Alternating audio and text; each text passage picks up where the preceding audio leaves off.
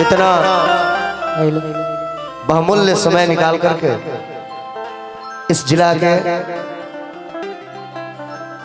सभी प्रतिष्ठित अधिकारीगण मेरे तरफ से प्रणाम है और मुझे आदेश है कि मैं एक भजन जल्दी से गाऊं। तो मैं बहुत कुछ बात नहीं बोलूंगा, बस एक वो भजन भोजपुरी में बोलते नहीं हो, ठीक बा? कैसे कि हिंदी बोलो तो बड़ा जी सही बात। और भजन कहाँ से लक्ष्मण जी के शक्ति बाण लागल बा और लक्ष्मण जी प्रभु श्री रामचंद्र के गोद में मूर्छित होकर गिर गए बड़े और हनुमान जी महाराज से कहले कोट दिखा बाबा।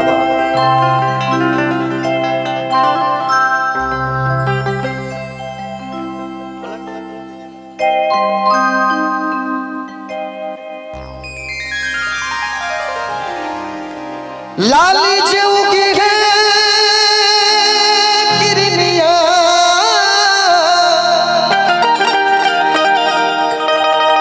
हे हनुमान, अगर सुबह हो जाएगी तो भाई से भाई का नाता टूट जाएगा, इसलिए आप जल्दी जाइए और संजीवनी लेके आइए। कहते क्या है? लाली जी उगी है किरनिया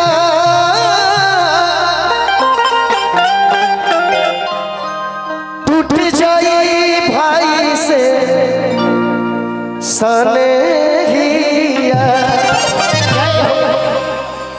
कि जल्दी जल्दी चले पवन सुत सूरज ना उगे तुहरी बाटिया। चले। और मैं ये भी घोषणा कर देता हूँ कि ये भजन मैं अपने बड़े भाई श्री पवन सिंह जी के बचपन का गीत गा रहा हूँ, जिन्होंने बचपन में ये गीत गाया था अपने बचपन में कि जल्दी जल्दी हर जल्दी जल्दी चले पवन सूरज ना उगे तुहरी बाटिया।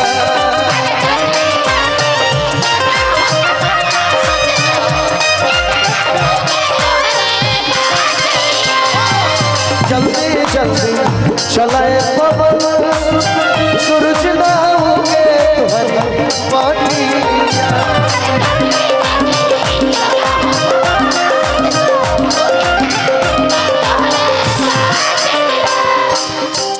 लाली जी उगी है किरनिया टूट जाए भाई से सनेहिया।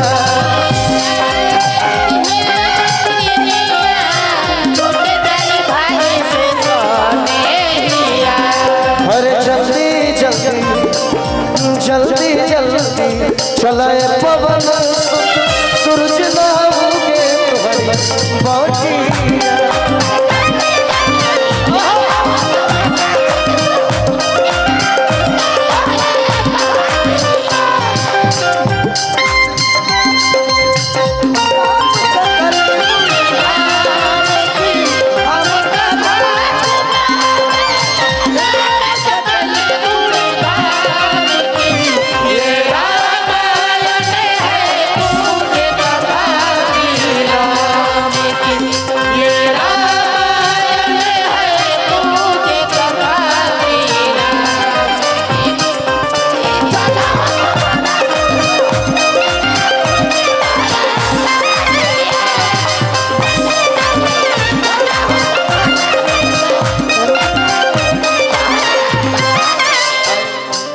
अगर भाई हमार छो के हमके चल जाते तो अयोध्या नगरी में जाके मुंह का दिखाए कवन मुंह लेके नगरिया में जइबो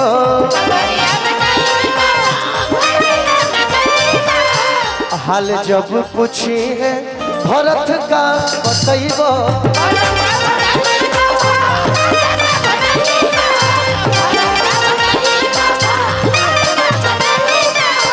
न जाने कहाँ विपत्तिया दूर तक खत्म नहीं होई थी हो रतिया। कहाँ छुपवले लक्ष्मण के कहाँ छोड़ी अइले चांद ज्योतिया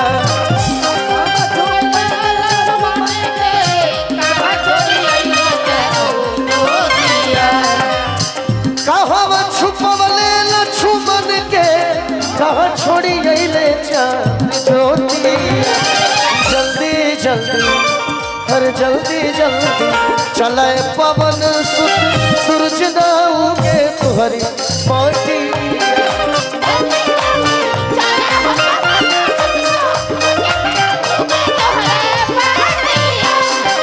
जल्दी जल्दी चले पवन सुत सूरज दाऊगे तुहरी पार्टी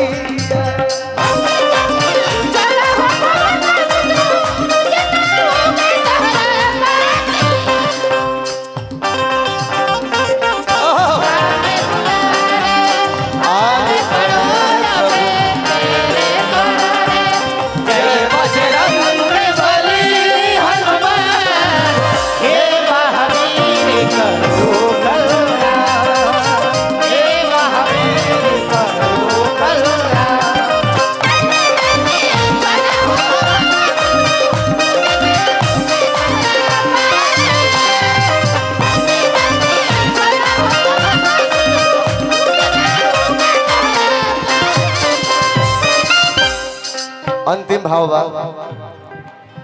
बटिया जो हद आधी रात बीत गईले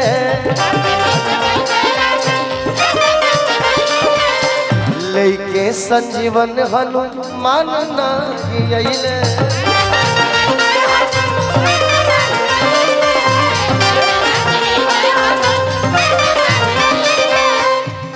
आगे कहता है भाई खातिर छोड़ा ले माई के भावनवा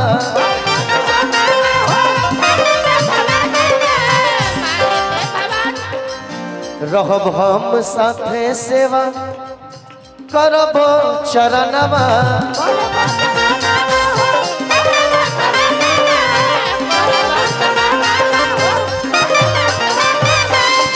मुहवा से आज नहीं बोले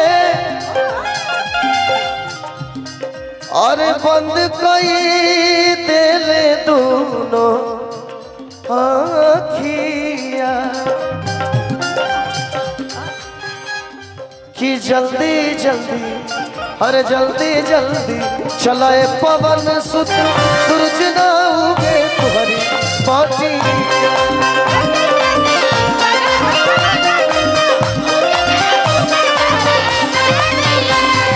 जल्दी जल्दी चलाए पवन सुत सूरज ना उगे तुम्हारी पार्टी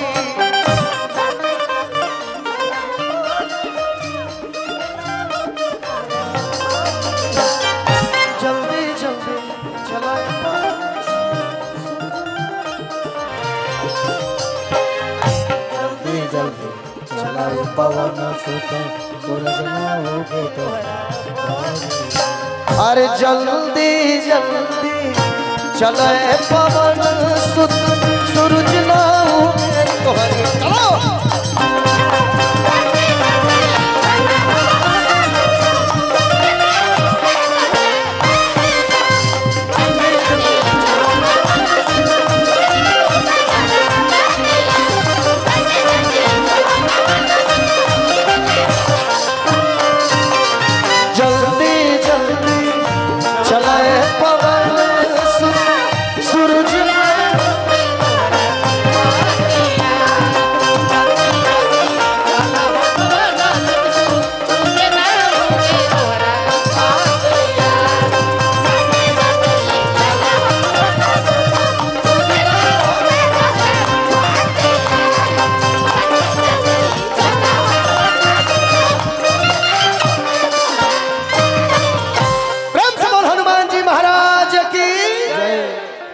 कार साथ भैया क्या करना है।